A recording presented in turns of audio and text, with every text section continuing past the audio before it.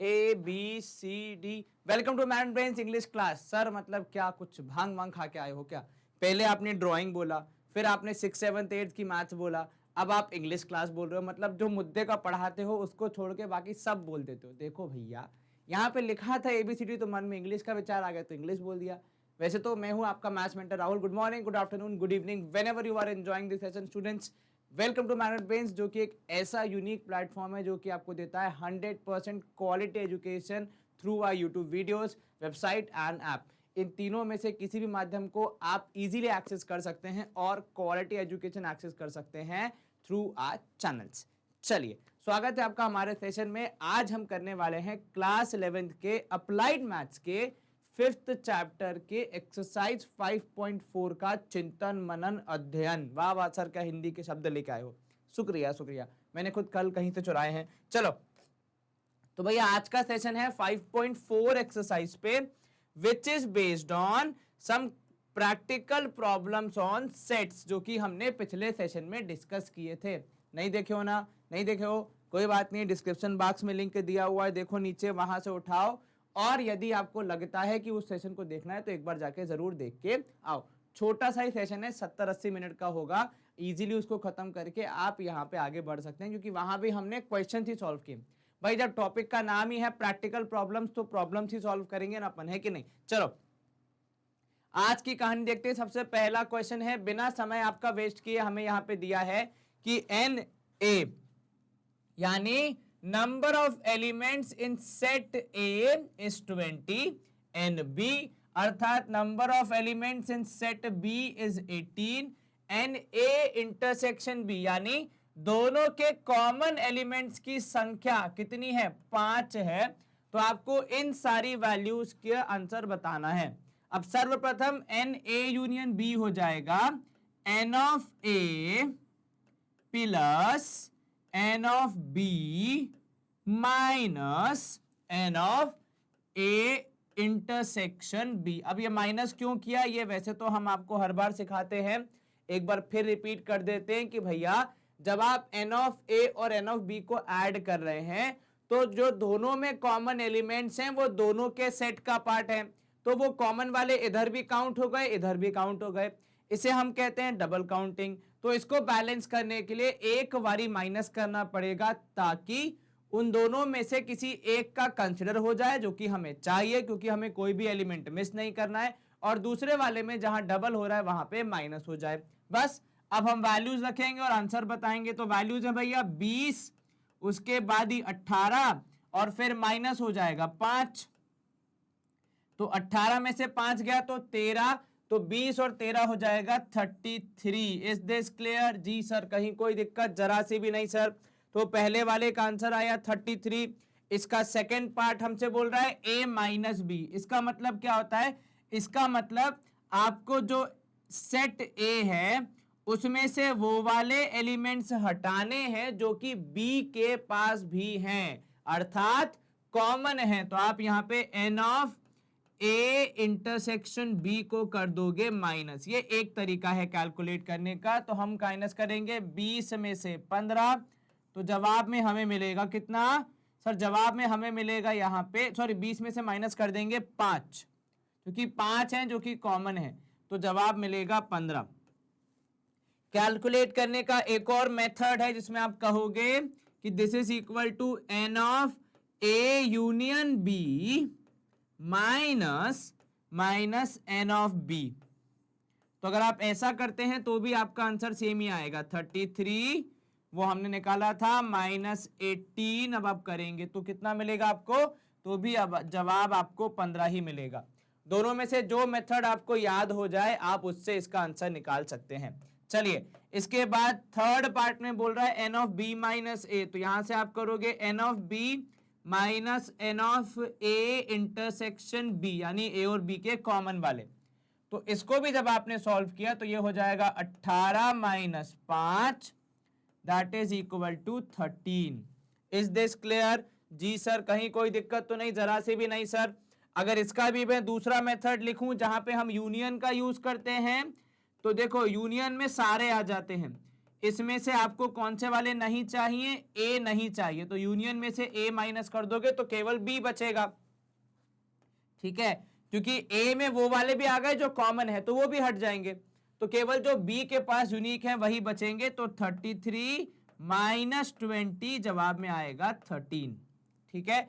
दोनों formulas use होते हैं, आपको जो इजी लगे आप वो यूज कर सकते हैं, इसमें मगअप करने वाला कुछ नहीं है, समझे कॉन्सेप्ट को कि क्यों, किसको, कैसे, कहां माइनस किया जा रहा है। अगर वो आप समझ जाओगे तो आपको कोई भी फॉर्मूला याद नहीं करना पड़ेगा, आप ऑटोमेटिकली वैल्यूज निकाल पाओगे, है ना। चलिए स्क्रीन यहां पे हम क्लियर कर देते हैं। आप देखते हैं सेकंड क्वेश्चन को, कह रहा है ए यूनियन बी में 18 है, ठीक है, ए माइनस बी में है 5, बी माइनस ए में है 3, तो बताइए ए इंटरसेक्शन बी में कितने होंगे। अब देखो यहां पे आपको क्या क्या दिया है, तो N of A union B जो है वो आपको दिया गया है 18, 18, कितना भैया 18, लगता है पेन की इंक खत्म हो गई है। चलिए आप बाकी गिवन चीजें लिखिए, तब तक मैं पेन की इंक भर के आता हूं। चलिए तो भैया पेन में इंक वापस आ गई, विश्वास ना हो तो आपके सामने लिख के दिखा देते हैं। तो भैया N of A union B दिया है आपको कितना 18, ठीक है, इसलिए कहा जाता है कि आपको फॉर्मूला सारे हर तरीके से पता होने चाहिए, ठीक है। अब यहां पे अगर आपको दिया है N of A minus B, ठीक है, तो N of A minus B जब आप निकालोगे, जब आप यूज करोगे तब आपको काफी कुछ ए यूनियन बी भी यूज में आएगा, क्योंकि N of A minus B निकालने का मतलब है आपने क्या किया है, आपने दोनों के यूनियन में से, कंबाइंड वाले में से किसको माइनस किया है, बी के एलिमेंट्स को माइनस किया है, क्योंकि आपको केवल ए चाहिए, तो बी के सारे एलिमेंट हट जाएंगे, वो वाले भी हट जाएंगे जो ए के पास भी थे, जो कॉमन वाले थे वो भी हट जाएंगे, ठीक है। तो चलिए इसके हिसाब से अगर आप ए माइनस बी देखोगे तो ये है 5, ठीक है, ये भैया है कितने, ये भैया है 18, तो अब अगर हम सॉल्व करने जाएं तो हमें यहां से एन ऑफ बी बड़ी ही आसानी से मिल जाएगा। इज दिस क्लियर, कहीं कोई दिक्कत तो नहीं, बिल्कुल भी नहीं सर। तो यहां देखो आप एन ऑफ बी आप निकालोगे तो ये यहां पे आ जाएगा, N of B is equal to 18 minus 5, तो एन ऑफ बी हो जाएगा कितना 13, इज दिस क्लियर, सॉरी हाँ एन ऑफ बी हो जाएगा 13, करेक्ट है। अब कोई मुझसे एन ऑफ ए पूछ लेगा तो वो भी हम निकाल सकते हैं, कैसे भैया, सर हमारे पास b माइनस ए ऑलरेडी उपलब्ध है, तो N of B minus A is always equal to N of A union B, यानी दोनों के कॉम्बिनेशन में से ए को हटा दो, चाहे वो ए कॉमन हो या फिर इंडिविजुअल यूनिट हो। तो भैया b माइनस ए आपको दिया हुआ है 3, ठीक है, और ये भैया आपको कितने दिए गए हैं, तो ये भैया आपको दिए गए हैं 18 माइनस एन ऑफ ए हो जाएगा, तो यहां से आप निकालोगे तो N of A would be 18 minus 3 that is 15, is this clear, बिल्कुल सर। तो एन ऑफ ए आ गया 15, एन ऑफ बी आ गया 13, अब इसके बाद आपको ए इंटरसेक्शन बी निकालना है, तो वापस आ जाओगे N of A union B पे, तो आप लिखोगे now N of A union B is equal to n of a plus n of b minus n of a union b, a intersection b माफ कीजिएगा। चलिए तो ये है भैया कितना, तो ये भैया है 18, इसमें से एक को निकाला है हमने 15, दूसरे को निकाला है हमने 13, और तीसरी वाली वैल्यू हमें फाइंड ही तो करनी है, वही तो सवाल है। चलिए तो यहां से आपको मिल गया N of A intersection B is 28, इन दोनों को ऐड करने पे आया 18 प्लस था, साइड चेंज करेगा तो माइनस, जवाब आएगा 10, इज दिस क्लियर, जी सर कहीं कोई दिक्कत तो नहीं, जरा सी भी नहीं सर। अब ये एक तरीका हुआ करने का, ठीक है ना, इसी को करने का एक और तरीका है वो हम यहाँ पे अब इस्तेमाल करेंगे, ठीक है। ये तरीका आपको समझ में आ गया, इसमें आपने क्या निकाला, इसमें आपने एन ऑफ बी निकाला, एन ऑफ ए निकाला, फिर उसके बाद फॉर्मूला यूज करके ए इंटरसेक्शन बी निकाला, थोड़ा समय लगा। अब यहां पे देखो दूसरा तरीका जो है उसमें भी ए यूनियन बी का इस्तेमाल होगा, और वो भी दिखाएगा कितना रिजल्ट 18 ही दिखाएगा, ठीक है। अब यहां समझना ए यूनियन बी का मतलब क्या होता है, ए और बी के एलिमेंट्स, ठीक है। अब जरा ए माइनस बी को देखो, ए माइनस बी का मतलब क्या होता है, ओनली ए, मतलब ये सिर्फ ए के पास है। बी माइनस ए हो जाएगा ओनली बी, है ना। और ये जो ए इंटरसेक्शन बी, ये हो जाएगा बोथ ए एंड बी। अब एक बात समझो, जब आप यूनियन निकालते हैं तब आप क्या कहेंगे कि जो सिर्फ ए के पास हैं वो वाले एलिमेंट दे दो, ठीक है। फिर जो सिर्फ बी के पास हैं वो वाले एलिमेंट दे दो, ठीक है। फिर जो दोनों के पास हैं वो वाले एलिमेंट दे दो। हैं सर, आमतौर पे आप यूनियन में तो कॉमन वाले माइनस करते हैं, बिल्कुल करते हैं, लेकिन वो तब किए जाते हैं जब मैं ए के सारे एलिमेंट ले रहा हूं। यहां पे क्योंकि मैं केवल वही एलिमेंट ले रहा हूं जो कि केवल ए के पास है, ये यूनिक एलिमेंट है जो किसी और के पास नहीं है, ये यूनिक एलिमेंट है जो कि किसी और के पास नहीं है, और ये दोनों के पास वाले, तो सारे मामले यहां पे कवर हो जाते हैं। जब हम N of A N of B use करते हैं तो उसमें ए का मतलब होता है जो यूनिक है, केवल ए के पास है वो, साथ ही साथ जो कॉमन वाले हैं दो, जो मिला के पूरा ए बना रहे हैं, ठीक है। ये अकेले पूरा ए नहीं बना रहा है, इसमें वो वाले नहीं हैं जो कॉमन है, इसमें जो केवल ए के पास हैं वो वाली यूनिट्स हैं, वो वाले एलिमेंट्स हैं, ठीक है। चलिए अब यहां देखिए, इन तीनों को जोड़ने पे दोनों इनका समागम बन जाएगा, यानी ए यूनियन बी बन जाएगा। तो इस फॉर्मूले से भी हम यहां पे अपना आंसर बता सकते हैं। तो यहां पे आप लिखोगे N of A minus B, यानी केवल ए वाले, यहां पे आपने लिखा केवल बी वाले, और यहां पे आ गए कॉमन यानी आपके इंटरसेक्शन वाले, ठीक है ना। और ये सब है N of A union B के बराबर।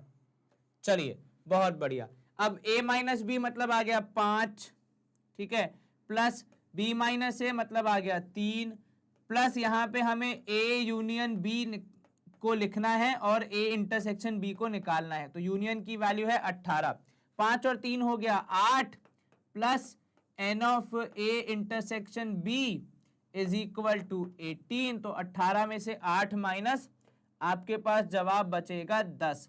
तो देखो दोनों ही तरीके से जवाब तो 10 ही आया। फर्क खाली कितना था, फर्क खाली इतना था कि यहां पे हमने दूसरी अप्रोच ली जो कि हो सकता है आपका टाइम बचाए, बट बशर्ते आपको याद रहे कि ऐसी कोई अप्रोच भी होती है, ऐसा कोई कॉन्सेप्ट हमने पढ़ा है तो हम ये यूज करेंगे। अगर हमारे पास ये वाली अंडरस्टैंडिंग नहीं है तो हमारे पास जो a माइनस बी और b माइनस ए का फॉर्मूला है उसको भी यूज करके हम N of A N of B निकाल के फिर a यूनियन b से भी अपना आंसर निकाल सकते हैं। देखो दोनों में ही सिर्फ इतना सा लॉजिक है, उसमें मेहनत थोड़ी ज्यादा है, लेकिन आपकी जो स्किल्स लग रही हैं वो थोड़ी कम है। इसमें स्किल्स थोड़ी ज्यादा लग रही हैं तो मेहनत कम हो जाती है। तो संसार का नियम है भैया, जो स्किल्ड होता है वो मेहनत कम करता है, और जिसके पास स्किल्स नहीं होती है उसे मेहनत ज्यादा करनी पड़ती है स्किल्स एक्वायर करने के लिए, है कि नहीं। चलो भैया तीसरा क्वेश्चन देखो, यहां पे सवाल कह रहा है कि यदि a माइनस बी है 5, b माइनस ए है 3 और a इंटरसेक्शन b है 10, ठीक है। अब देखो a माइनस बी 5 है, मतलब आप कह रहे हो कि केवल a वाले जो हैं वो हैं आपके पास कितने, तो सर वो हैं आपके पास 5। तो आपने लिखा है यहां पे ओनली a वाले 5 हैं, ठीक है। b माइनस ए का मतलब है b में से वो वाले हटा दो जो a के पास भी हैं, तो ओनली बी वाले यहां पे आपके पास हो गए 3। और तीसरा कह रहा है ए इंटरसेक्शन बी, यानी कॉमन वाले हैं आपके पास 10। तो अब अगर आपसे कोई ए यूनियन बी निकालने को बोलेगा तो कितना मुश्किल होगा, सर कोई दिक्कत नहीं आएगी। तो इसमें हो जाएगा N of A minus B plus N of B minus A, ये भी हमने थोड़ी देर पहले ही डिस्कवर किया है, ये फॉर्मूला हमने डिस्कस किया है, प्लस एन ऑफ कॉमन या फिर ए इंटरसेक्शन बी। चलिए ओनली ए वाले जो केवल ए के पास हैं, जो केवल ए पार्टी के हैं, ओनली बी वाले जो केवल बी पार्टी के, और कुछ कॉमन, तो आपका यहां पे पूरा मामला बैठ जाएगा। तो भैया 5 और 3 और 10 जोड़ के हो जाएगा 18, लगभग पिछले सवाल जैसा ही है, ये कुछ नया नहीं है इसमें। चलिए अब इसके बाद एन ऑफ ए पूछ रहा है। एन ऑफ ए कैसे निकाला था हमने, सर हमने यूनियन में से सर हमने यूनियन में से किसको ऐड किया था? यूनियन में सर हमने यूनियन में कॉमन वाले को ऐड कर दिया था। तो अगर आप ऐसे देखेंगे, नहीं यूनियन में सर जैसे एन ऑफ ए पूछ रहा है तो आप इसमें ऐड करेंगे N of A minus B. ये कैसे हुआ? तो देखो ध्यान से, यहां पे यूनियन मतलब कॉमन वाले और जो केवल ए के पास हैं वो वाले। तो कॉमन वाले और सॉरी ए यूनियन बी का मतलब कितना हो जाएगा? यहां पे काम करो, इंटरसेक्शन कह रहा था मैं, तो इंटरसेक्शन से हो जाएगा कि जो कॉमन वाले हैं वो प्लस जो केवल ए के पास है, ओनली ए वाले हैं वो, तो ये दोनों मिला के क्या बना देंगे? आपका ए बना देंगे। एक तरीका ये हो गया, ठीक है। तो ये हो जाएगा 10 + 5 यानी 15। क्लियर है? अब दूसरा तरीका भी है तो मैं वो भी बताना चाहूंगा आपको, पहले इसको एक बार दोबारा समझो। ये कॉमन वाले हो गए और जो केवल ए के पास है वो हो गए, मिला के क्या बना देंगे? आपका ए वाला बना देंगे, ठीक है। दूसरा तरीका जो है इसमें वो ये कहेगा भैया कि एक काम करो ना, आपके पास दोनों का टोटल भी तो है, तो टोटल में से पूरे में से जो केवल बी के पास हैं वो माइनस कर दो।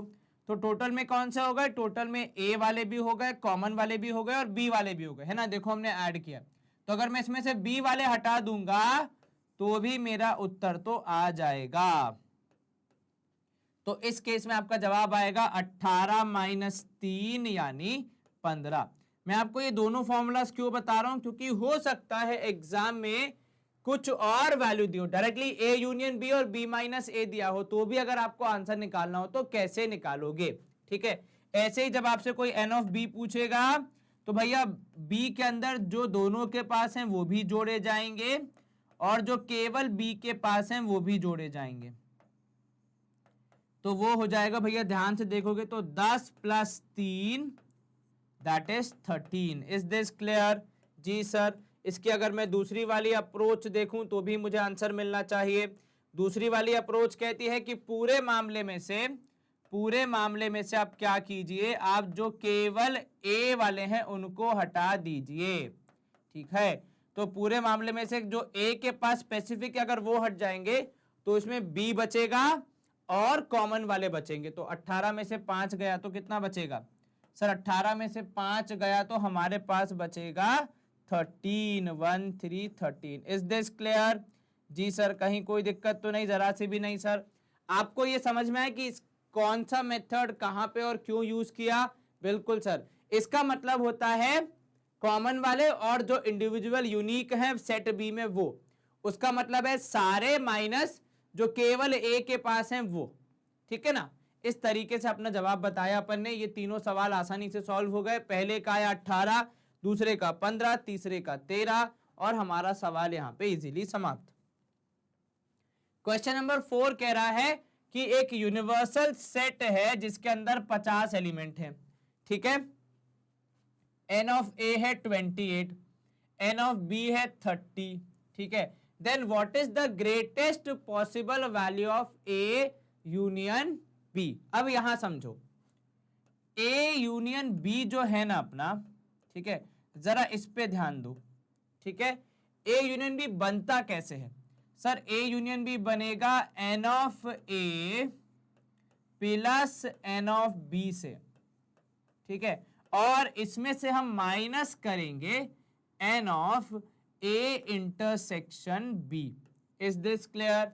जी सर। कहीं कोई दिक्कत तो नहीं? जरा से भी नहीं सर, आराम से हो जाएगा। चलिए अब यहां देखिए, अब आपको चाहिए ग्रेटेस्ट वैल्यू। अच्छा, किसी चीज की वैल्यू कब बढ़ती है? जब हम उसमें चीजें ऐड करते हैं, तो इनके एडिशन से वैल्यू बढ़ेगी ही बढ़ेगी। लेकिन वैल्यू घटाने वाला कौन है? तो वो कमबख्त है ए इंटरसेक्शन बी, क्योंकि वो माइनस साइन के साथ आता है कि नहीं। अगर ये जनाब माइनस साइन के साथ नहीं आएंगे तो हमारा काम इजीली बन जाएगा, ठीक है। तो अब जरा ध्यान दो इस बात पे। किस बात पे सर? इस बात पे कि हमारे पास क्या क्या वैल्यूज हैं, ठीक है।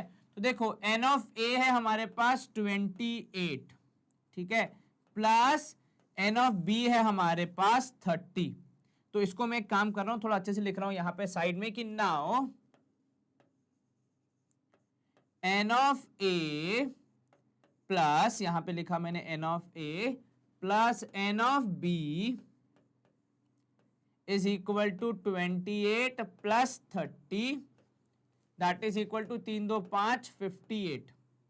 अब ये थोड़ा चिंता का विषय है। क्यों भैया? क्योंकि हमारा यूनिवर्सल सेट है 50। तो अब यहां पे क्या लिखोगे? सिंस आर यूनिवर्सल सेट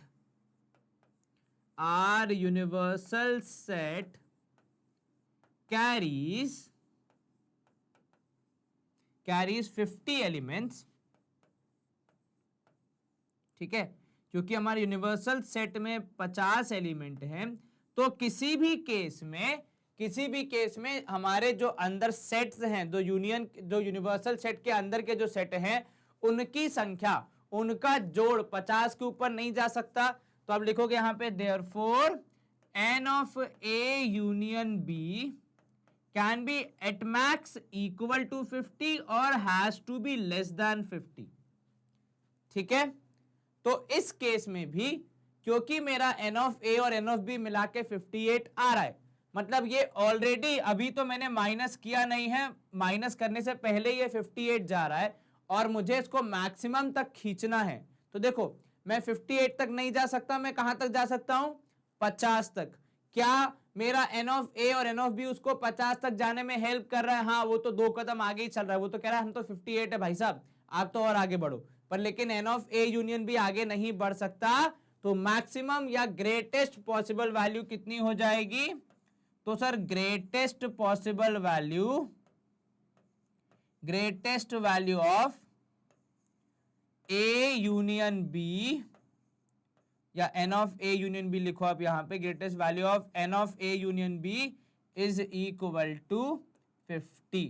तो सर जब n of A union B की मैक्सिमम वैल्यू आप कह रहे हैं यूनिवर्सल सेट के बराबर ही होगी, तो इतना पूरा तामझाम आपने क्यों ही किया?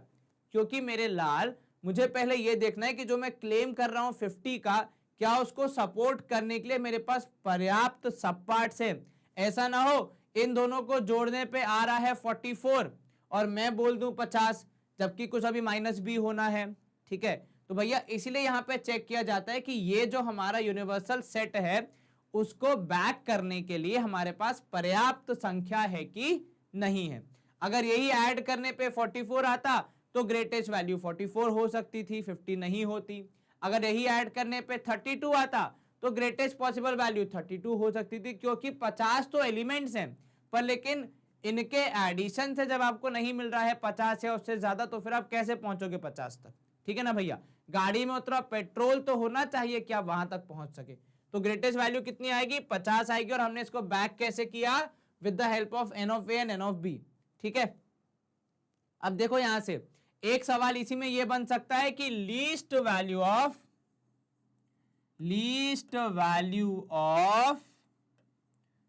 A intersection B। ठीक है, अब ये कैसे निकालेंगे? तो ये ऐसे निकालेंगे कि A और B को जोड़ने पे 58 आ रहा है, ठीक है, और हमें बोला है कि एट मैक्स आप इन दोनों को जोड़ने पे, यूनियन करने पे 50 तक जा सकते हो। तो ये जो गैप है, ये जो रिडक्शन है, ये किसकी वजह से आएगा? ये उस माइनस साइन की वजह से आएगा जो कि A इंटरसेक्शन B के आगे लगता है। वो हमें इसे कंट्रोल करने में और कम करने में हेल्प करेगा। तो वो जो माइनस साइन है उसकी वैल्यू कितनी हो जाएगी? A यूनियन B की वैल्यू हो जाएगी, मिनिमम वैल्यू हो जाएगी 8। ठीक है, क्योंकि ये 8 तो कम आपको करना ही करना पड़ेगा भैया, वरना तो पूरा कैलकुलेशन ही गलत हो जाएगा ना, है कि नहीं? वरना कैसे हो जाएगा कि दोनों को जोड़ने पे आ रहा है 58 पर आप कह रहे हो मैक्सिमम वैल्यू 50, ये तो बात ही नहीं हुई।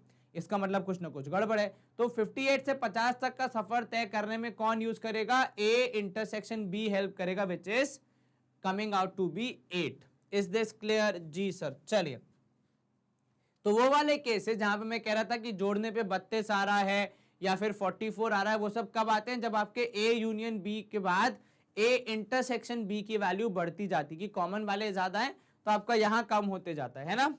चलो आगे देखो, अब फिफ्थ क्वेश्चन क्या बोल रहा है? यदि आपके यूनिवर्सल सेट में 48 एलिमेंट हैं और n of A dash union B dash में है 36। तो बताइए, आपको पता लगाना है कि N of A intersection B में कितने होंगे, ये आपको पता लगाना है। देखो, पहले जो गिवन जानकारी है उसको थोड़ा सा एक्सप्लोर करो। ये तो हो गया यूनिवर्सल सेट 48, इसका तो हम कुछ नहीं कर सकते, लेकिन ए डैश या बी डैश मतलब नॉट ए और नॉट बी, ये वो है, ये तो ये या तो ए के पार्ट नहीं है या बी के पार्ट नहीं है, ठीक है, ये वो वाले हैं 36, ठीक है, इसमें और उनका यूनियन है, मतलब दोनों में से हो सकते हैं। इसका बेसिकली कहने का मतलब क्या है, इसका बेसिकली कहने का मतलब है कि इसमें जो 36 है कुछ ऐसे होंगे जो कि ए का पार्ट नहीं है पर हो सकता है बी का पार्ट हो, ठीक है, कुछ ऐसे होंगे जो कि बी का पार्ट है लेकिन ए का पार्ट ना हो, लेकिन जो इसमें श्योरली नहीं होंगे वो ये कि भैया बोथ ए एंड बी वाले इसमें शामिल नहीं है। यह आपको क्लियर हो गया?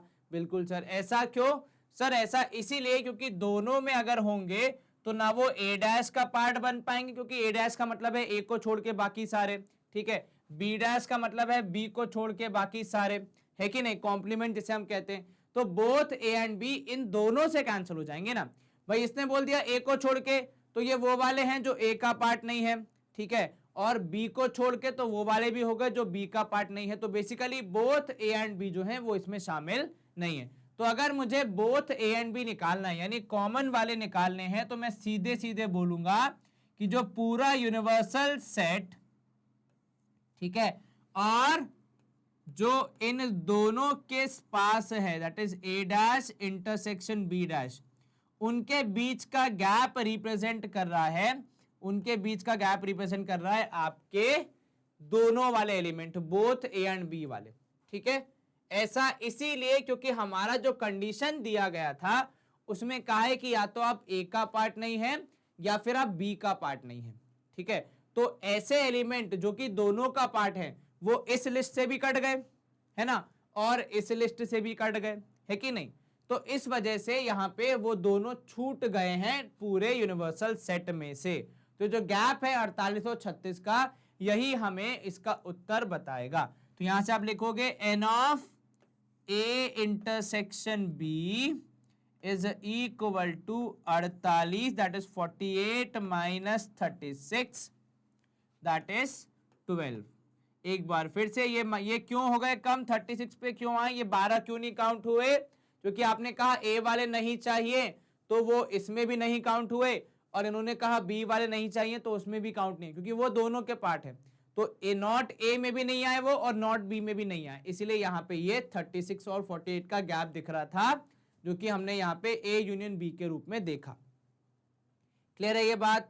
जी सर, कहीं कोई दिक्कत तो नहीं? जरा से भी नहीं सर। चलिए बहुत बढ़िया। अब हम करेंगे स्क्रीन को क्लियर। अब देखो यहाँ पे सवाल एक लाइन का, लेकिन पूरा मामला किसका था? अंडरस्टैंडिंग का था। यदि आपको सवाल समझ में आ गया तो आप फटाफट कर लोगे, नहीं आया तो फिर दिक्कत हो ही जाएगी। चलो, 6th क्वेश्चन क्या बोल रहा है कि आपके पास यूनिवर्सल सेट में 40 एलिमेंट हैं, ठीक है। उसके बाद आपने कहा कि एन ऑफ ए में आपके पास 22 हैं, N of A intersection B में है 8, और तीसरा जो 11 है वो basically N of determine B बोल रहा है। तो N of A intersection B में 8 है, और आपके ए यूनियन बी के डैश में कितने हैं? तो वो हैं 6, ठीक है। Is this clear? जी सर। तो ये जो 11 है बेसिकली वो किसको रिप्रेजेंट कर रहा है? वो basically N of A union B के डैश को रिप्रेजेंट कर रहा है, ठीक है। इसको आपको यहाँ पे थोड़ा सा ध्यान नहीं देना है, चलो ठीक है। अब यहां देखो आप क्या करोगे। अब सर हम यहां पे ये करेंगे कि पहले हम जरा इस N of A union B के डैश से बात कर लें। How do you find out A union B का डैश? सर बहुत ही सिंपल ट्रिक है। ए यूनियन बी डैश का मतलब होता है यूनिवर्सल सेट में से किसको माइनस कर दो? यूनिवर्सल सेट में से आपके यूनियन को जब आप माइनस करोगे तभी तो उसका डैश निकलेगा, वरना डैश कैसे निकलेगा? डैश का मतलब होता है कॉम्प्लीमेंट, यानी इसको छोड़ के बाकी सारे। तो जब आप इसको माइनस करेंगे तभी तो बाकी सारे आएंगे, वरना कैसे आएंगे, है कि नहीं? तो ये आपने इरेज किया। अरे भैया तुम काय हो गए, वापस आओ। ए दादा, ओ दादा आओ जल्दी, नहीं आ रहा। चलो कोई बात नहीं, हम ही लिख देते हैं। बहुत ही अजीब सा सिस्टम हो जाता है कभी कभी। चलिए ठीक है, अब यहां देखो, ए यूनियन बी डैश में लिखा है 6, ये है भैया कितने, ये है भैया 40, ठीक है। और minus N of A union B लिखा है इन्होंने, अभी हमें पता करना है जो। तो आप ये माइनस को यहां भेजोगे और ये 6 जो पॉजिटिव है वो भी साइड चेंज करके उस तरफ जाएगा, तो 40 माइनस 6 यानी हो जाएगा 34। Is this clear? जी सर, कहीं कोई दिक्कत तो नहीं? जरा से भी नहीं सर। तो हमने लिखा यहाँ पे 34। ये आया N of A union B. अब यहीं से आगे बढ़ाएंगे तो भैया N of A union B जो हम निकालते हैं उसका फंडा बहुत सिंपल है। उसमें हम जोड़ते हैं एन ऑफ ए, फिर जोड़ते हैं एन ऑफ बी, और फाइनली फिर माइनस करते हैं N of A intersection B. काफी सारी वैल्यूज मुझे पता है, जैसे ए यूनियन बी पता है 34 है, एन ऑफ ए दिया है 22, उसके बाद दिया है एन ऑफ बी, तो वो हमें लिखना है कि भैया तुम्हें तो पता ही लगाना है, माइनस ये दिया हुआ है आपको 8।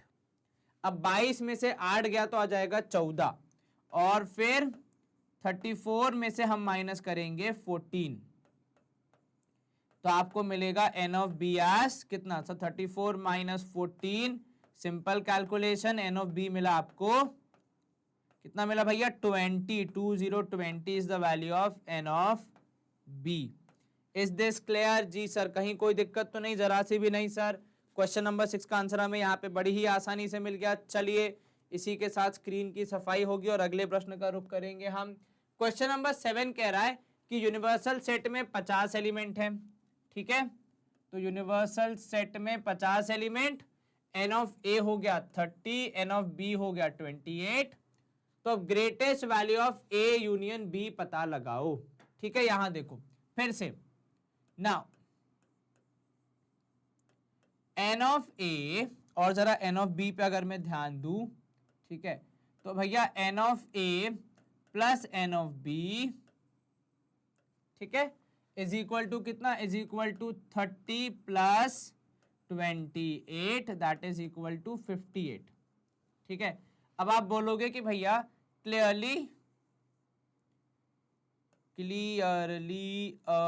यहां पे हमने लिखा 50 is less than 58, that is universal set के एलिमेंट्स क्या हैं? यूनिवर्सल सेट के हिसाब से जो हमने एलिमेंट्स बनाए थे वो कम है किससे? एन ऑफ ए और एन ऑफ बी के एडिशन से। अब भैया देखो, ग्रेटेस्ट वैल्यू बोलिए, इसका यह मतलब नहीं कि 58 चूज कर लोगे, ठीक है। हम कभी भी जो हमारा यूनिवर्सल सेट है उसके बियॉन्ड नहीं जा सकते, तो देयरफॉर जो ग्रेटेस्ट वैल्यू होगी of N of A intersection A union B would be, इन दोनों में से जो छोटी वैल्यू पड़ रही है वो। क्यों? क्योंकि भैया आप यूनिवर्सल सेट के बियॉन्ड नहीं जा सकते, और दूसरा अगर आप यूनिवर्सल सेट के नीचे हैं तो फिर आप a प्लस बी के बियॉन्ड नहीं जा सकते, ठीक है। क्योंकि जब जिन दोनों को जोड़ के a यूनियन b बनना है वो ही 50 से कम है, तो फिर आप कैसे पहुंच पाओगे यूनिवर्सल सेट तक? फिर आपके कुछ एलिमेंट कम ही बच रहे होंगे, ठीक है। अब least value of a intersection b, तो यहां पे आप कैसे निकालोगे? Least value would be N of A plus N of B minus N of आपका यूनिवर्सल सेट, क्योंकि यूनिवर्सल सेट ने क्या बोला है कि भैया आप मुझसे आगे नहीं जा सकते। तो ठीक है भैया, जितना आपका गैप होगा उतना हम भर देंगे। तो यहां पे अगर हम गैप को देखें तो वही हम निकाल रहे हैं, तो लीस्ट वैल्यू आएगी, least value of N of A intersection B, यानी number of elements in A intersection B would be 58। अब भैया देखो, दोनों को जोड़ने पे 50 के पार जा रहे थे, लेकिन यूनिवर्सल सेट ने क्या बोला? भैया मेरे से आगे तो जा ही नहीं सकते हो, तो भैया कितना कम करना पड़ेगा, उसके बराबर तक पहुंचने के लिए कम से कम 8 कम तो करना ही पड़ेगा, अन्यथा गड़बड़ हो जाएगी, वरना कौन बैलेंस करेगा भाई इसको। तो ये जो 8 कम होगा यही इंश्योर करेगा कि हम यूनिवर्सल सेट के बियॉन्ड नहीं जा रहे हैं, ठीक है, ए और बी के एलिमेंट्स के दम पे तो खासकर। चलिए 7th क्वेश्चन समाप्त। सवाल नंबर 8 है मेरे लाल कि एक क्लास में 60 विद्यार्थी हैं, कितने, 60, न ज्यादा न कम। 25 students play cricket, 20 play tennis and 10 play both. Find the number of students who play neither, जो दोनों ही नहीं खेलते, ठीक है। तो देखो यहाँ पे टोटल नंबर ऑफ प्लेयर्स कितने, तो आपका यूनिवर्सल सेट कितना हो जाएगा, तो भैया यहाँ पे यूनिवर्सल सेट मिलेगा हमको 60, ठीक है, कि क्लास में 60 बच्चे, 60 बच्चे, यही हमारा यूनिवर्स है, ठीक है, इन्हीं की बात चल रही है। इसमें से कितने लोगों को क्रिकेट पसंद है, तो सर ऐसे लोग हैं 25, ठीक है। कितने लोगों को दूसरा गेम पसंद है विच इज योर टेनिस, तो सर उसके हैं 20, और दोनों को पसंद करने वाले मेरे लाल कितने हैं, तो सर क्रिकेट इंटरसेक्शन टेनिस हो जाएगा 10, ठीक है। अब अगर मुझे ये पता करना है कि कितने हैं जो दोनों ही नहीं खेलते, तो पहले मुझे कुल मिला के खेलने वाले विद्यार्थी पता करने पड़ेंगे, that is cricket union tennis. तो वो हो जाएगा क्रिकेट खेलने वाले प्लस टेनिस खेलने वाले माइनस दोनों का इंटरसेक्शन, ठीक है। तो क्रिकेट खेलने वाले हो गए, देखो यहाँ पे 25, इसमें वो भी काउंट हो गए जो दोनों खेलते हैं। टेनिस खेलने वाले हैं 20, इसमें भी वो काउंट हो गए जो दोनों खेलते हैं। तो दो जगह पे दोनों खेलने वाले काउंट हो गए, इसलिए एक बार हमें माइनस करके 25 और 15 मतलब यहां दिखाना पड़ेगा 35। Is this clear?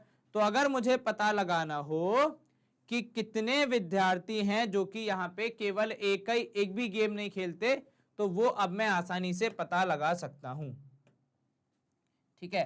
Play neither बोला है ना उन्होंने, हाँ जी सर।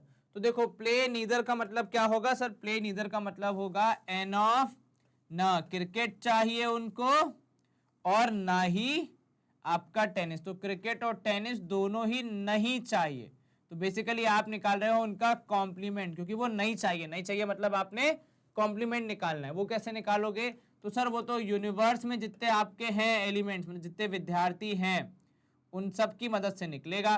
तो उसमें से आप माइनस कर दोगे दोनों में से कोई भी एक गेम खेलने वाले। यूनियन का मतलब क्या होता है, जो दोनों में से कोई एक खेलता हो, मिनिमम एक तो खेलता ही हो, ठीक है।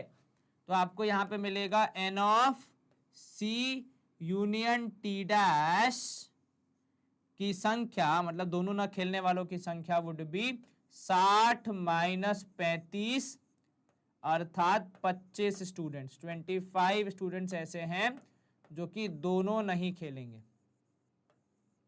चलिए ये क्लियर है जी सर। अब ये तो हो गया थोड़ा थ्योरेटिकल बेस पे, आप चाहे तो इसी सवाल को वेन डायग्राम से भी कर सकते हैं, जो कि मैं अब यहाँ पे आपको फटाफट क्विकली बता रहा हूं कि वेन डायग्राम में क्या होगा। तो सर देखो सबसे पहले वेन डायग्राम में बनती है एक बाउंड्री टू डिसाइड कि हमारा जो यूनिवर्सल सेट है वो कहां तक जाएगा।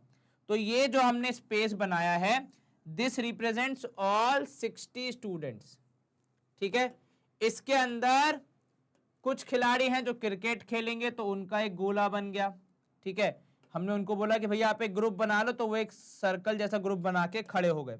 कुछ विद्यार्थी हैं जो कि खेलेंगे आपका टेनिस, और इनमें से कुछ ऐसे भी होंगे जिन्हें दोनों गेम्स में इंटरेस्ट होगा कि भैया दोनों में टेनिस की बॉल होती है, दोनों में मारना पीटना होता है बैट से, तो हम दोनों ही खेल सकते हैं, ठीक है। तो देखो अब यहां पे दोनों वाले बच्चे कितने हैं 10, क्रिकेट वाले कुल मिला के 25, जिसमें 10 ऐसे हैं जिनको टेनिस भी आता है। तो बचे कितने भैया, बचे हैं 15, ठीक है। अब जो टेनिस वाली बात हो रही है उसमें भी 10 यहां पे और 10 ऐसे बचेंगे जिन्हें केवल टेनिस आता है, ठीक है। तो यहां पे अब अगर आप जोड़ोगे, क्रिकेट लिखना मैंने बी को लिख दिया, तो देखो 15 10 25 और 10 35, कुल मिला के थे 60 बच्चे। जो बचे हुए 25 बच्चे हैं उन्हें कुछ भी नहीं खेलना है, तो वो इन दोनों सर्कल के बाहर हैं। वही हमने निकाला कि जो दोनों नहीं खेलते वो हैं कुल मिला के 25 विद्यार्थी। Is this clear? ये होगा वेन डायग्राम से। ये हो गया अपना थ्योरेटिकल अप्रोच से आपको जो भी समझ में आए आप उसके तहत अपना आंसर बता सकते हैं।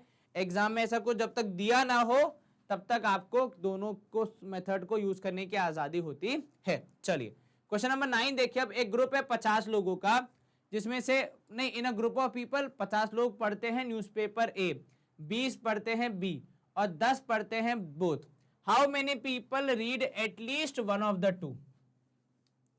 दोनों में से कम एक पढ़ने वाले कितने लोग हैं, ये आपको यहां पे पता लगाना है। ठीक है, देखो दोनों में से कोई एक पढ़ना मतलब आप क्या बोल रहे हो, मतलब सर हम बोल रहे हैं कि आपको या तो न्यूज़पेपर ए भाता हो या फिर और न्यूज़पेपर बी भाता हो।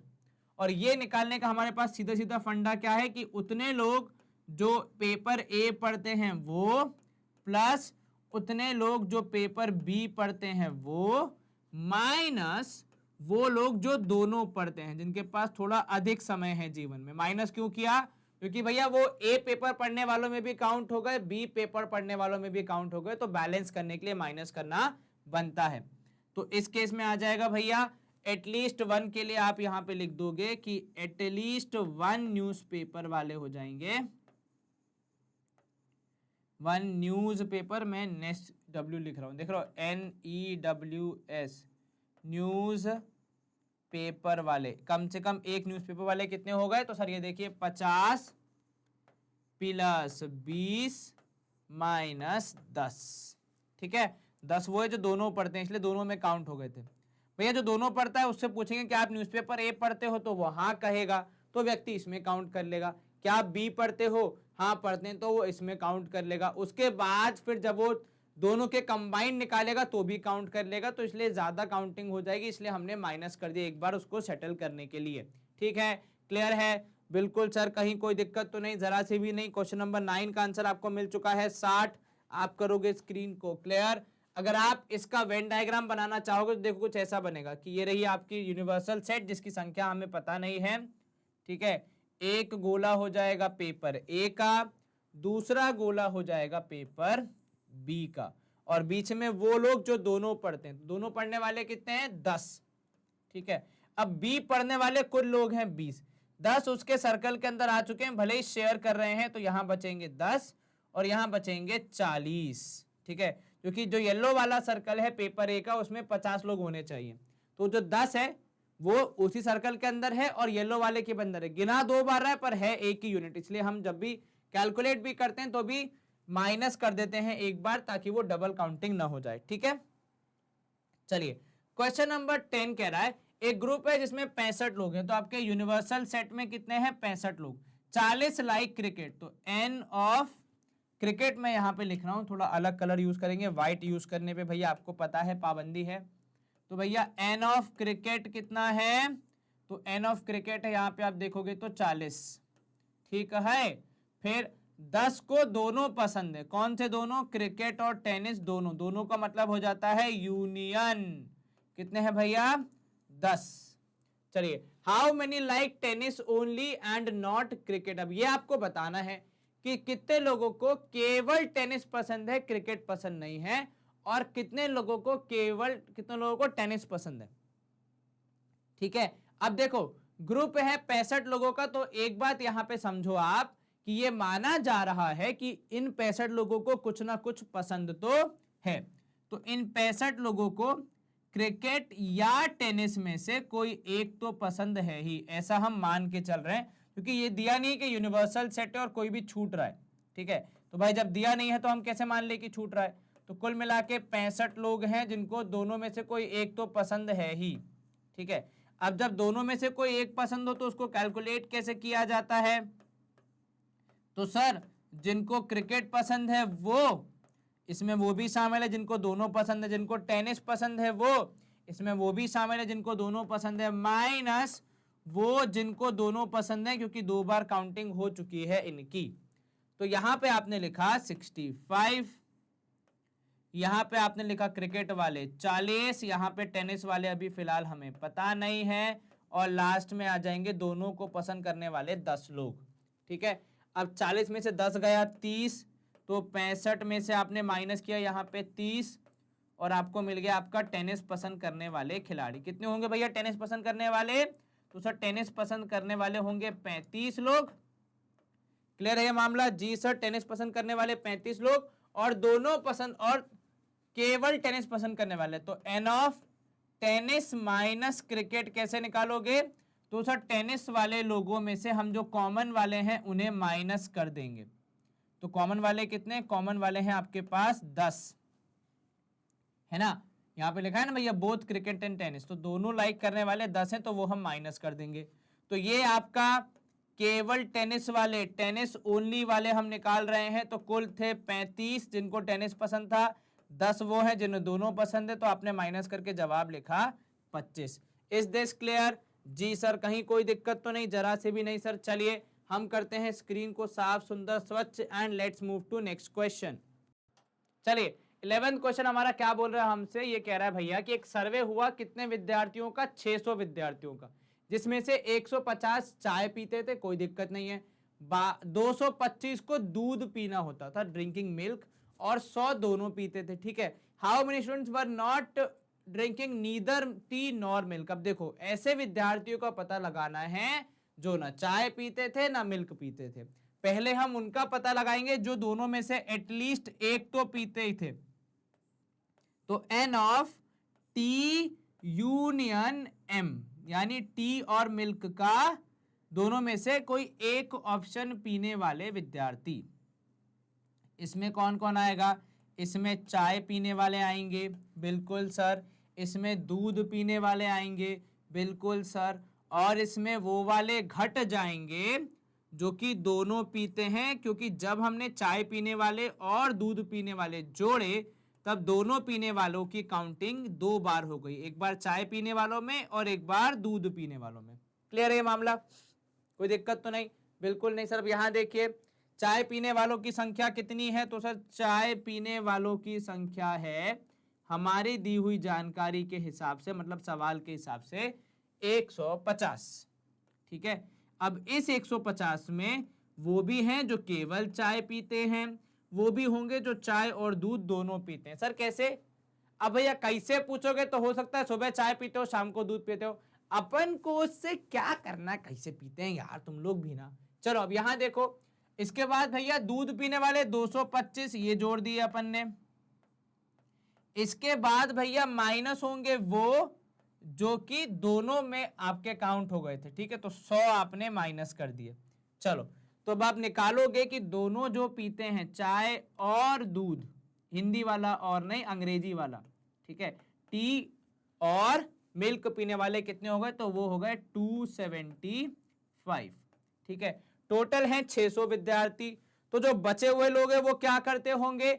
सर बचे हुए लोग कुछ नहीं पीते होंगे। तो अब आप वो निकालोगे, कुछ नहीं पीते होंगे मतलब न चाय, ठीक है, न दूध, दोनों नहीं पीते हैं। नहीं पीने के लिए हम क्या साइन यूज करते हैं? तो उसमें हम यूज करते हैं भैया डैश, दैट इज कॉम्प्लीमेंट, और उसकी संख्या निकालनी है तो n। इसका फंडा हो जाएगा यूनिवर्सल सेट में से, यूनिवर्सल सेट में से माइनस कर दो दोनों में से कोई एक पीने वाले, यानी n of T union milk वाले माइनस कर दो। क्लियर है ये मामला? जी सर। तो चलिए यहां पे आपने लिखा n of T union milk का कॉम्प्लीमेंट, यानी दोनों ही नहीं चाहिए अपन को, न टी न चाय, कुछ भी नहीं पीते हो। तो 600 माइनस 275, आपका जवाब कितना आएगा? तो जवाब आएगा सर 325। तो हमारे हिसाब से 325 ऐसे विद्यार्थी हैं जो न चाय पीते हैं न ही दूध पीते हैं, ठीक है, दोनों में से कुछ किसी का भी सेवन नहीं करते। चलिए स्क्रीन क्लियर इजीली हो गई। अगर आप वेन डायग्राम में बनाएंगे तो देखो वो जो 2 सर्कल्स बनेंगे उनके अंदर ये सारी वैल्यूज फिट हो जाएंगी और 325 उन 2 सर्कल के बाहर परंतु रेक्टेंगल के अंदर दिखेंगी, ठीक है। चलिए क्वेश्चन नंबर 12 देखो। In a survey of 60 people it was found that 25 people read newspaper H, 26 read T and 26 read I, 9 read both। अच्छा इसमें बहुत सारी जानकारी है तो इसमें हम वेन डायग्राम का इस्तेमाल करेंगे तो हमारा सवाल थोड़ा जल्दी सॉल्व हो जाएगा। ठीक है ना। तो हम यहाँ पे वेन डायग्राम बना लेते हैं जिससे हमें सारी कैलकुलेशन इजीली मिल जाएगी। तो ये हमने बनाना शुरू किया, ये हो गया हमारा यूनिवर्सल सेट तैयार। ठीक है जी सर, कोई दिक्कत नहीं है। चलिए इसके अंदर हम बनाएंगे 3 न्यूज़पेपर के 3 अलग अलग सर्कल्स। ठीक है, एक है न्यूज़पेपर एच, ये बना दिया हमने एच के लिए सर्कल। एक है न्यूज़पेपर टी, चलिए उसके लिए भी बना देते हैं। ठीक है, एक बार में बनाओ भैया, पेन रुकेगा तो फिर सही से नहीं बनेगा, ये हमने सीखा है। चलो, और फिर तीसरा बनेगा किसके लिए, तीसरा वाला बनेगा आपके न्यूज़पेपर आई के लिए। चलिए तो वो हम यहां से बनाना शुरू करते हैं। ये हो जाएगा अपना न्यूज़पेपर आई, और अच्छे से बनाए अगर एक बार फिर से ट्राई करें। चलिए ठीक है ना। अब ये देखो, सबसे पहले आपको पता है क्या इंफॉर्मेशन भरनी है कि तीनों पढ़ने वाले कौन से हैं। तो पहले लिख लेते भैया, एच यहाँ पे है, ठीक है, टी यहाँ पे है और आई यहाँ पे है। यूनिवर्सल सेट में कितने बोला उसने, 60 लोग, तो यहाँ मैं ऊपर लिख दे रहा हूँ 60। चलो, 3 रीड ऑल द 3 न्यूज़पेपर्स। तो सबसे कॉम्प्लेक्स क्या भैया, सबसे ज्यादा महान कौन हो गया, जो तीनों पेपर पढ़ रहा है, तो 3 यहाँ पे आ गया। ठीक है, 8 read both T and I. तो टी एंड आई पढ़ने वाले कुल मिला के 8 हैं, 3 यहां शामिल हो गए तो 5 यहां बचेंगे। ठीक है, अब ये बात आपको समझनी है कि जो तीनों पढ़ता होगा वो टी और आई भी पढ़ता होगा, तो इसलिए इन 8 में उन 3 को भी शामिल किया है। एच और टी पढ़ने वाले 11 थे, उसमें से 3 यहां समा गए तो 8 हो जाएंगे। ठीक है, क्लियर है ये मामला, जी सर। उसके बाद एच और आई पढ़ने वाले 9 हैं, 3 वहां समा गए तो 6 यहां आ जाएंगे। ठीक है, अब आपका जो न्यूज़पेपर आई पढ़ने वाले लोग हैं वो है 26 लोग। ठीक है, अब देखो 26 में से 6 यहां गए, 5 यहां गए, 3 यहां गए, तो बाकी बचे हुए क्या होंगे, जो केवल आई पढ़ते होंगे, क्योंकि बाकी सारी जगह तो फिल हो गई। 26 में से 6 गया 20, 20 में से 5 गया 15, 15 में से 3 गया तो आपके पास बचेगा 12। ये क्लियर है, बिल्कुल सर, कहीं कोई दिक्कत तो नहीं, जरा से भी नहीं सर। अब देखो 26 पढ़ रहे थे टी पेपर, तो टी के लिए भी हमने लिखा यहाँ पे 26। जरा देख लेते हैं हमारे पास क्या सेटअप है। 8 और 3 और 5, 5 और 3 8 और 8 ये हो जाएगा 16, 16 यहाँ गया तो 10 बचा केवल टी पढ़ने वालों के लिए। एच वालों के लिए कितना था, 25 लोग थे, 25 जो हैं वो हैं एच पेपर पढ़ रहे हैं। ठीक है, तो अब ये देखो 8 और 6 14, ठीक है, 14 1 15 16 17, 17 तो यहाँ कितने बच गए, 8 बच गए। ठीक है, तो 8 ऐसे हैं जो कि केवल एच पढ़ते हैं। अब क्योंकि सारी जानकारी फिल हो गई है, मैं आसानी से इन सवालों का जवाब दे सकता हूं। सबसे पहला क्वेश्चन क्या है, people who read at least one of the, कम से कम एक तो पढ़े ही पढ़े। ठीक है, तो देखो अब यहां पे हम लिख रहे हैं कि एक पेपर वाले कितने हैं, तो एक पेपर वाले हो गए हमारे पास 8 10 और 12, तो 8 + 10 + 12 कितने होगा भैया, ये तो ये होगा 28। ठीक है, नहीं 12 और 8 20, 20 और 10 हो जाएंगे 30, तो केवल एक पेपर पढ़ने वाले हो गए 30। ठीक है, देखो माना कि यहाँ पे कुल पॉपुलेशन 60 है, तो इसका आंसर 60 हो सकता है, पर ऐसा कहीं नहीं लिखा है कि ये 60 के 60 लोग पेपर कोई ना कोई पढ़ते थे ना, ऐसा नहीं लिखा है, वो हम अभी एक्सप्लोर करेंगे। 2 पेपर पढ़ने वाले कितने हैं, तो सर 2 पेपर पढ़ने वाले जो थे हमारे पास वो हैं 8 5 और 6। ठीक है, तो 8 और 6 14, 14 और 5 हो गए 19, तो 8 5 और 6 19।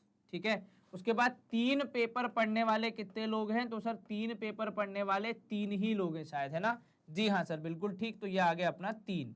जोड़ा इन सबको, तो सर ये हो जाएगा 19 और 3 19 के बाद 20 21 22, 22 और 30 हो जाएगा 3 2 5 52। तो 52 लोग ऐसे हैं जो कि कम से कम एक पेपर तो पढ़ते ही थे। Is this clear. तो सर सर्वे में तो 60 लोगों को लिया गया तो भाई 8 लोग ऐसे होंगे जो एक पेपर भी नहीं पढ़ते थे। हो सकता है वो मोबाइल से पढ़ते हो सकता है वो किसी और से सुन लेते हो खबरें, रेडियो या टीवी से, वो पेपर नहीं पढ़ते थे। ठीक है, चलिए the number of people who read exactly 1 newspaper, हमने ये निकाला है एक न्यूज़पेपर पढ़ने वाले कुल मिला के कितने लोग हैं? 30 लोग हैं। तो सेकंड क्वेश्चन का आंसर आएगा 30। Is this clear? जी सर। चलिए ये दोनों हो गए, अब हम आगे बढ़ेंगे अगले सवाल की ओर। ठीक है, अच्छा लो, 2 ही सवाल थे क्या इसमें? एल लो, हमें तो लगा था ज्यादा होंगे भैया ना। तो देखो इतनी मेहनत करी लेकिन ये 2 आंसर हमें मिल गए। एग्जाम में कई बार ऐसा हो सकता है कि इसी जानकारी पे और क्वेश्चन भी आ जाएं। ठीक है, क्लियर है ये? बिल्कुल सर। जैसे ये बोल सकते हैं people who read H and I but not H and T but not I. ठीक है, तो पीपल हु रीड एच और टी बट नॉट आई, तो उसमें फिर आप आई को छोड़ के बाकी सबको जोड़ लोगे। जैसे 10 और 8 18 और 8 हो जाएगा कितना? 26 हो जाएगा। ऐसे करके आप पूरी कैलकुलेशन कर सकते हैं और ऐसे सवाल आपको एग्जाम में आ सकते हैं। ठीक है, चलिए क्वेश्चन नंबर 13 कह रहा है 20 लोग एक फैमिली में, 12 को चाय पसंद है, 15 को कॉफी पसंद है। ठीक है, तो यहां देखिए कुल मिला के कितने लोग हैं, तो आपके यूनिवर्सल सेट में हो गए। अब यूनिवर्सल सेट को ही आपको क्या मानना है वो देखो अगली लाइन में एक अलग से मेंशन किया है, assume that each one likes at least one of the two drinks। मतलब 20 में से सबको कम से कम एक ड्रिंक तो पसंद ही है, मतलब सबको या तो टी पसंद है या फिर कॉफी पसंद है। तो भैया टी और कॉफी के चाहने वाले हैं ही, तो आपने लिख दिया N of T union C 20। बहुत बढ़िया, क्लियर है ये बात? जी सर। इसके बाद अगर कोई आपसे पूछे चाय कितनों को पसंद है, तो वो भैया चाय पसंद करने वाले हैं 12 लोग। ठीक है, कॉफी पसंद करने वाले कितने लोग हैं, तो भैया कॉफी पसंद करने वाले हैं 15 लोग। अब अगर ऐसे देखोगे 12 और 15 जोड़ के हो गए 27 हैं। परिवार में थे 20 लोग, जोड़ने पे आ रहे हैं 27, मतलब कुछ ऐसे होंगे जो होंगे डबल ढोलकी, अर्थात जिन्हें टी भी पसंद है कॉफी पसंद है, जो मिल जाए सब पी लेते हैं। ठीक है, तो वो कैसे हम निकालेंगे, तो वो हम N of T union C का फॉर्मूला यूज करके निकाल सकते हैं। N of T union C हो जाता है एन ऑफ टी यानी चाय पसंद करने वाले प्लस कॉफी पसंद करने वाले, ठीक है, माइनस दोनों पसंद करने वाले। ठीक है, तो ये जो फर्क दिख रहा है ना आपको कि परिवार में है 20 लोग, सबको कम से कम एक पसंद है, तो 20 लोग पूरे के पूरे शामिल हो गए और जोड़ने पे आ रहे हैं 27। तो जो 7 का एक्स्ट्रा आ रहा है ये वही लोग हैं जिन्हें दोनों पसंद है। तो 20 इक्वल टू कितना सर? 12 प्लस 15 माइनस यहां पे हो जाएगा N of T intersection C, यानी दोनों पसंद करने वाले लोग। चलिए, तो अब इसको आप सॉल्व करेंगे तो 20 is equal to 27 minus N of T intersection C, दोनों पसंद करने वाले अब हम आसानी से निकाल लेंगे। माइनस यहां जाएगा तो प्लस हो जाएगा, 27 में से आप 20 माइनस करोगे उस तरफ ले जाके तो जवाब आएगा 7। तो 7 लोग ऐसे हैं जिन्हें चाय भी पसंद है और कॉफी भी पसंद है। ठीक है, इसलिए यहां पे हमारे चाय पसंद करने वाले और कॉफी पसंद करने वाले में 27 का जोड़ आ रहा था। ठीक है, चलिए अब नेक्स्ट पूछ रहा है केवल चाय कॉफी नहीं पसंद। ठीक है, तो देखो यहां पे चाय पसंद करने वाले कितने लोग हैं? चाय पसंद करने वाले हैं 12 लोग। इसमें से कॉफी पसंद करने वाले कितने हैं? तो भैया वो हो जाएंगे आपके कॉमन वाले, तो वो हम कर देंगे माइनस, तो ये हो जाएगा कितना? तो सर इसका कैलकुलेशन हो जाएगा यहां पे अगर हम करें तो 12 माइनस 7 दैट इज 5 लोग। ठीक है ना भाई, 12 लोग को पसंद है चाय, इसमें से 7 लोग वो हैं जिन्हें 200 दोनों पसंद है, पर उन्होंने कहा ओनली टी वाले चाहिए। अब ऐसे ही ओनली कॉफी वाले चाहिए, तो जितने लोगों को कॉफी पसंद है माइनस जिनको दोनों पसंद है वो हटा दो, तो ये हो जाएगा कितना? तो सर ये हो जाएगा 17 है, कितना है? 15 है, माफ कीजिएगा, है ना। तो 15 माइनस 7 यानी यहां हो जाएंगे 8 लोग।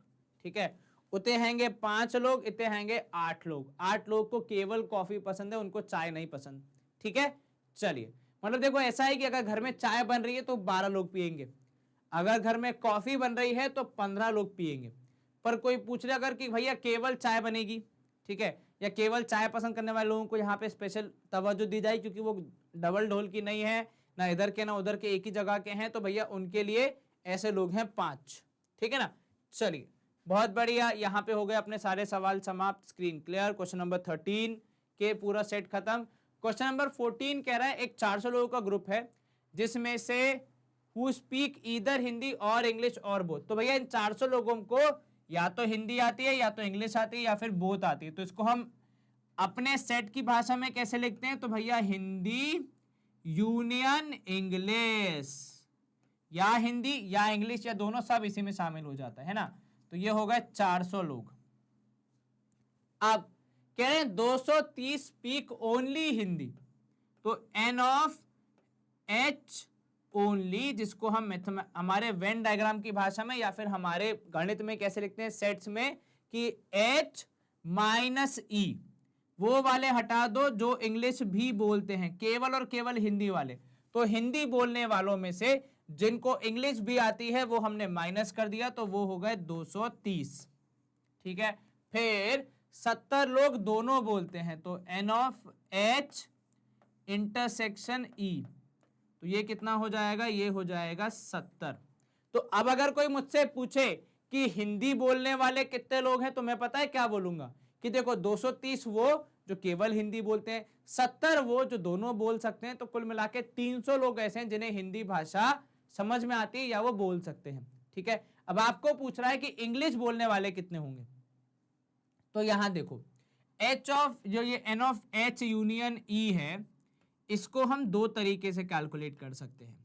ठीक है, एक तो हम करते हैं कि सारे हिंदी बोलने वाले ले लो, ठीक है, फिर सारे इंग्लिश बोलने वाले ले लो, फिर माइनस कर लो एक बार जो दोनों बोलते हैं। दूसरा हम कर सकते हैं इसमें कि एच ऑफ केवल ओनली हिंदी, ठीक है, तो एन ऑफ हिंदी ओनली, ठीक है, plus N of English only,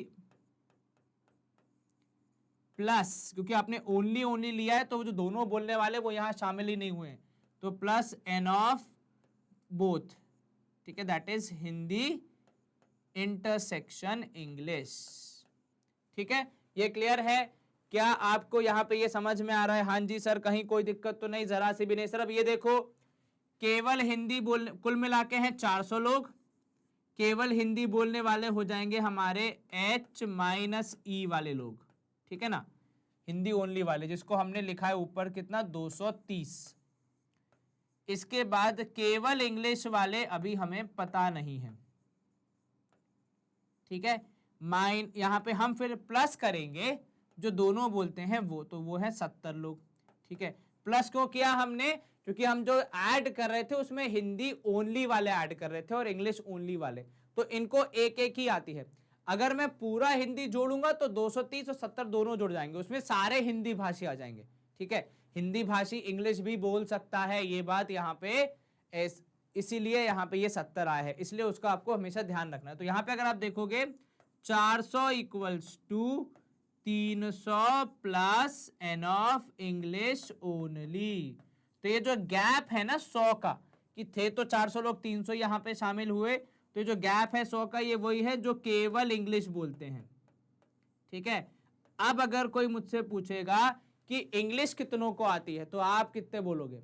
sir 100 ना, इंग्लिश कितनों को आती है? वो है 100 और 70, यानी 170 को इंग्लिश आती है। केवल इंग्लिश कितनों को आती है? 100। केवल हिंदी कितनों को आती है? 230। हिंदी कितनों को आती है? 230 और 70 300। ये फर्क समझ में आ रहा है शब्दावली में? ओनली कब यूज करना है, कब एच माइनस ई होता है और कब नहीं होता है, कब यूनियन होता है, कब इंटरसेक्शन होता है, यूनियन का मतलब क्या होगा, इंटरसेक्शन का मतलब क्या होगा। इसको जितना आप सिंपल रखोगे उतना इजीली अपने सवालों के जवाब दे पाओगे, अन्यथा अटक जाओगे भैया। चलो, सवाल नंबर 15 कह रहा है कि एक ग्रुप में 70 लोग हैं, ठीक है, 45 लोग हिंदी बोलते हैं, 33 लोग इंग्लिश बोलते हैं। ये नहीं लिखा है कि केवल हिंदी, ये हिंदी वाले। तो भैया देखो यहाँ पे एन ऑफ हिंदी हो जाएगा अपने पास कितना 45, ठीक है। उसके बाद एन ऑफ इंग्लिश हो जाएगा, इसमें वो भी शामिल है जो दोनों भाषाएं बोलते हैं। भैया ध्यान रखिएगा ये चीज, इसमें अगर आपने गड़बड़ कर दी तो पूरा कैलकुलेशन आपका खराब, पूरी मेहनत आपकी वेस्ट। ठीक है भैया, तो इंग्लिश वाले हो गए 33। इसके बाद कह रहे हैं 10 speak neither Hindi nor English, तो ना हिंदी ना इंग्लिश। वो हम कैसे रिप्रेजेंट करेंगे? देखो हिंदी या इंग्लिश को हम यूनियन से रिप्रेजेंट करते हैं, और ना हिंदी ना इंग्लिश मतलब दोनों में से कोई भी नहीं, दोनों में से कोई भी नहीं मतलब उनका कॉम्प्लीमेंट। तो ऐसे लोग हैं 10, ठीक है। चलिए, how many speak both English as well as Hindi language and how many speak only English, ये सारी बातें आपको बतानी है। चलिए, जहां पे हमारा ये लास्ट जानकारी आया यहीं से हम शुरू करेंगे, ठीक है। यहां से हम सबसे पहले ये निकाल लेंगे कि भैया आपका जो यूनिवर्सल सेट है उसका यूज कैसे किया जाए। तो यूनिवर्सल सेट में कितने हैं? 70। इसमें से 10 ऐसे हैं जो दोनों भाषा नहीं जानते, ना हिंदी ना इंग्लिश, ठीक है। तो भैया जिनको हिंदी या इंग्लिश आती होगी वैसे लोग कितने होंगे? तो सर हिंदी या इंग्लिश जानने वाले होंगे हमारे यूनिवर्सल सेट में से हम घटा देंगे जो दोनों नहीं जानते वो, ठीक है। तो हिंदी या इंग्लिश का कॉम्प्लीमेंट जो दोनों नहीं जानते वो, बस इतना आपको करना है। तो N of H union E आपके पास आ जाएगा 70 minus 10 that is 60। Is this clear? जी सर, कहीं कोई दिक्कत तो नहीं? जरा से भी नहीं सर। चलिए, तो हिंदी या इंग्लिश जानने वाले 60 लोग हैं। अब हमसे बोल रहा है दोनों बोलने वाले, दोनों बोलने वाले मतलब क्या बोल रहा है आपसे निकालने को कि N of H intersection E निकाल दो, ठीक है। ये कैसे निकलेगा? सर यूनियन दिया हुआ है, एच और ई का इंडिविजुअल दिया हुआ है, तो फटाफट से हम निकाल सकते हैं। चलिए भैया आपकी बात मान लेते हैं। तो चलो यहां पे लिखो भैया, बस 2 मिनट की बात है मेरे भाई, अपना सवाल तुरंत सॉल्व हो जाएगा। तो एच यूनियन ई हो जाएगा हिंदी जानने वाले प्लस इंग्लिश जानने वाले, इसमें वो भी शामिल हो गए जो दोनों जानते हैं, इधर भी होगा इधर भी होगा, इसलिए एक बार इनको घटाना पड़ता है, ये हम सीख चुके हैं अब तक अच्छे से, है ना भाई। चलो अब यहां देखो, दोनों जानने वाले, यहाँ पे दोनों में से कोई एक जानने वाले 60 थे, हिंदी या इंग्लिश, ठीक है। दोनों में से एटलीस्ट एक जानने वाले, टू बी प्रिसाइज। 45 वो जिन्हें हिंदी पता है, 33 वो जिन्हें दोनों पता है, अब माइनस वो जिन्हें दोनों पता है ना, सॉरी, तो 45 वो जिन्हें हिंदी पता है, 33 वो जिन्हें इंग्लिश पता है, और वो वाले अभी हमें पता नहीं है जिन्हें दोनों भाषाएं आती हैं। चलिए अब इसको आप अगर जोड़ेंगे तो ये कितना हो जाएगा? तो सर ये हो जाएगा 5 और 3 8, 6 और 1 7, 4 और 3 7, 5 और 3 78 लोग हैं। ऐसा कैसे हो सकता है? कुल मिला के भैया 70 तो लोग पूरी पॉपुलेशन में थे, उसमें से 10 को तो हमने पहले ही हटा दिया, तो बच रहे थे 60। तो अब आप वैल्यू निकालोगे तो दोनों जानने वाले, दोनों भाषाएं जानने वाले लोग कितने होंगे? तो वो हो जाएंगे 78 माइनस 60 यानी 18 लोग। कितने? 18। Is this clear? 18 लोग ऐसे हैं जिन्हें हिंदी और इंग्लिश दोनों आती है। अब सवाल का अंतिम पड़ाव जो आपसे बोलेगा कि भैया केवल इंग्लिश वाले कितने हैं, तो बस वो भी हम फटाफट निकाल देते हैं। तो एन ऑफ इंग्लिश ओनली का मतलब क्या होता है? तो sir N of English only का मतलब होता है इंग्लिश भाषा में से जिन्हें दोनों आती हैं। तो भैया एन अपन हमेशा स्मॉल लिखते हैं, कैपिटल नहीं। जिन्हें दोनों आती हैं उनमें से वो माइनस कर देंगे हम, किस में से? इंग्लिश वालों में से। तो इंग्लिश वालों में से हम क्या कर देंगे, इसको कैलकुलेट करने का फंडा कि इंग्लिश वालों में से जिन्हें दोनों आती हैं वो माइनस, तो जो बचेंगे उन्हें केवल इंग्लिश आती होगी। तो इंग्लिश जानने वाले थे 33, 33, दोनों जानने वाले हैं अपने 18, तो आपने कर दिए माइनस, आपके पास जवाब में आया 15। 15 ऐसे जिन्हें केवल इंग्लिश आती है, ठीक है। तो केवल इंग्लिश वाले 15, दोनों जानने वाले 18, और दोनों में से कोई कम से कम एक जानने वाले 60। ये सारे हमने यहाँ पे निकाल दिया। स्क्रीन को करेंगे clear and we move to next question. चलिए अगला क्वेश्चन प्रोबेबली एक्सरसाइज का लास्ट क्वेश्चन है हमारे सामने, जो हमसे बोल रहा है कि एक क्लास में कितने विद्यार्थी हैं? तो क्लास में है 35 विद्यार्थी, 17 ने मैथमेटिक्स लिया है, यानी हम यहां पे लिखेंगे सबसे पहले कि n of mathematics is equal to कितना? 17, ठीक है। और फिर लिया है 10 have taken mathematics but not economics. इसका मतलब क्या हुआ? इनमें से 17 में से 10 ऐसे हैं जिनने केवल मैथ्स लिया है, ठीक है। तो केवल मैथ्स वाले कितने हो जाएंगे? 10, ठीक है। तो सर जो 7 एक्स्ट्रा बचे वो कौन है? वो लोग हैं जिन्होंने मैथ्स के साथ साथ इकोनॉमिक्स भी लिया है, तभी तो सेटअप बन रहा है पूरा। देखो मैथ्स वाले सारे हो गए कितने? मैथ्स वाले सारे हो गए 17।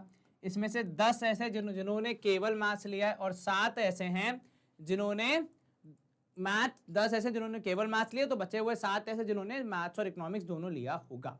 ठीक है। If each student has taken either of the two subject, मतलब ये जो 35 है ये हमारा क्या हो जाएगा सर, ये हमारा हो जाएगा मैथ्स और इकोनॉमिक्स का कॉम्बिनेशन, और मतलब कौन सा, अंग्रेजी वाला, और ठीक है हिंदी वाला, या मैथ्स या हिंदी, मैथ्स या इकोनॉमिक्स का कॉम्बिनेशन, मतलब या तो मैथ्स लिया है या इकोनॉमिक्स लिया या दोनों लिया है। Find the number of students who have taken economics but not maths, ठीक है। तो आपको बेसिकली निकालना क्या है, आपको निकालना है नंबर ऑफ इकोनॉमिक्स ओनली वाले, कोई दिक्कत नहीं, आराम से हो जाएगा। कैसे निकालोगे सर, सबसे पहले हम ब्रेक करेंगे हमारे मैथ्स या इकोनॉमिक्स वाले वैल्यू को। तो ये तो 35 है, इसमें कौन कौन शामिल है, इसमें वो शामिल है जिन्होंने मैथ्स लिया है, ठीक है, मैथ्स ओनली लिख लो, एक काम करो केवल मैथ्स लिया है। इसमें वो शामिल है जिन्होंने केवल इकोनॉमिक्स लिया है, ठीक है, इकोनॉमिक्स ओनली। और इसमें वो भी शामिल हैं जिन्होंने दोनों लिया है, ठीक है, क्योंकि मैंने पहले दोनों वाले अकेले अकेले वाले ले लिए, ओनली ओनली वाले, तो जब मैं दोनों वाले लूंगा तो दोनों का कॉम्बिनेशन यहाँ पे ले सकते हैं, उसमें कोई दिक्कत नहीं आएगी। तो चलिए ये वैल्यू है 35, मैथ्स ओनली वाले हमारे पास कितने हैं, 10 हैं, प्लस इकोनॉमिक्स ओनली वाले हमें अभी पता करने हैं, और दोनों के कॉम्बिनेशन वाले अभी हमें पता है 7, तो इन 7 और 17 को जोड़ देंगे तो ये हो जाएगा 17। तो 35 माइनस 17 करने से मुझे वो लोग मिल जाएंगे जिन्होंने केवल इकोनॉमिक्स लिया है, मैथ्स नहीं लिया है, ठीक है। 35 में 17 माइनस किया, आपका जवाब आएगा 18। तो 18 विद्यार्थी ऐसे हैं जिन्होंने केवल इकोनॉमिक्स लिया है, मैथ्स नहीं लिया है। क्या ये क्लियर है? जी सर। कैसे निकाला हमने? तो हमने यूनियन के फॉर्मूले को थोड़ा अलग तरीके से अप्रोच किया, ठीक है। हमारे पास मैथ्स वाले भी थे 17, हम उनको भी ले सकते थे, पर हमने यहाँ पे क्या बोला, ओनली ओनली वाले ले लो तो डायरेक्टली आंसर आ जाएगा। लेकिन उस केस में प्लस होता है इनका इंटरसेक्शन, न कि माइनस, क्योंकि हमने इन दोनों में कॉमन वालों को शामिल नहीं किया है। चलिए स्क्रीन क्लियर। प्रोबेबली ये हमारा लास्ट क्वेश्चन था, एक बार हम चेक कर लेते हैं। जी हाँ बिल्कुल। चलिए तो हमारा सेशन यहाँ पे होता है एंड। अगर आपको ऐसे और सेशंस और लेक्चर्स देखने हैं तो हमारे YouTube चैनल को सब्सक्राइब करें एवं हमारी वेबसाइट और ऐप को रेगुलरली विजिट करें। इसके अलावा आप हमें सोशल मीडिया पे भी फॉलो कर सकते हैं, जहां पे आपको मिलता है बहुत सारा फन लर्न कंटेंट और important information about the board examination, CBSE के रूल्स रेगुलेशंस का change, everything that you should know about the examinations, ठीक है। हमारे सारे वर्टिकल्स आपको सतत हाई क्वालिटी एजुकेशन प्रोवाइड कराते रहेंगे। बस आप पूरी शिद्दत, लगन, मेहनत और अच्छे अच्छे वर्ड्स के साथ अपनी पढ़ाई में जुट जाइए, ताकि आपकी तस्वीर भी एक दिन इन बच्चों जैसे हमारी वेबसाइट और ऐप पे फीचर हो सके। तब तक के लिए अपना ध्यान रखिए, अच्छे से पढ़ाई कीजिए, माँ बाप की सेवा कीजिए और दोस्तों से बहुत सारा प्यार कीजिए। Stay home, stay safe, take care, bye bye, good day, see you soon in the next session and thanks for watching.